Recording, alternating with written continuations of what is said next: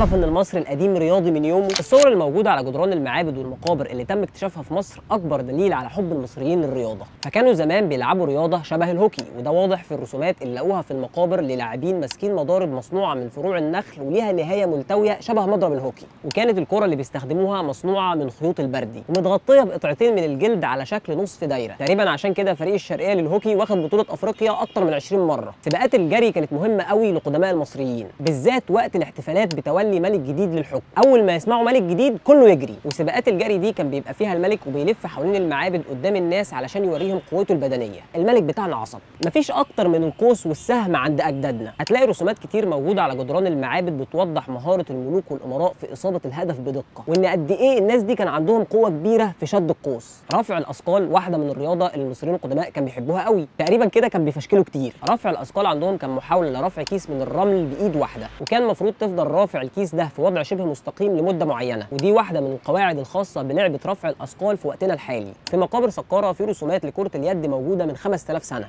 وكانت الكره مصنوعه من الجلد وبيحشوها بالياف نباتات وقش، او كانت من نبات البردي عشان تبقى اخف. يعني نقدر نقول اجدادنا علمونا نلعب كره يد ازاي، بس ما علموناش نكسب الدنمارك ازاي. الرسومات بتقول لنا ان المصريين لعبوا جمباز واستغلوا النيل في السباحه والتجديف، واستخدموا قوتهم في الملاكمه ورمي الرمح. كل ده بيقول ان الزمن بيتغير بس اهميه الرياضه لا، فحاول تخليها جزء من يومك.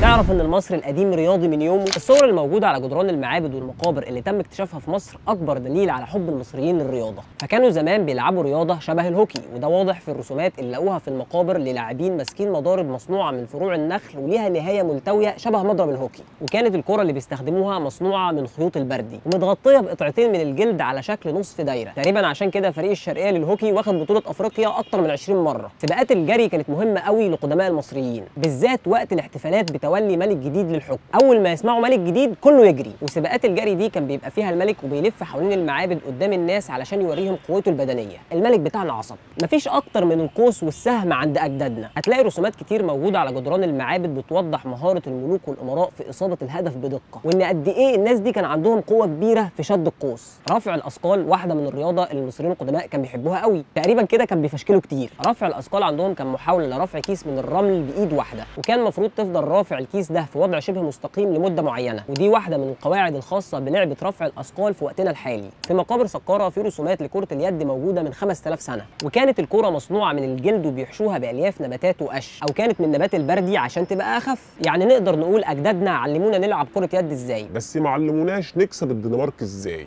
الرسومات بتقول لنا ان المصريين لعبوا جمباز واستغلوا النيل